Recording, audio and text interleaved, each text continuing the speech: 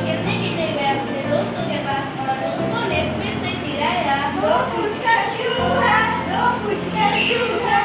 फिर चूहा रोते हुए गया नाई के पास और कहा, ए नाई मेरी एक और पुचका दो।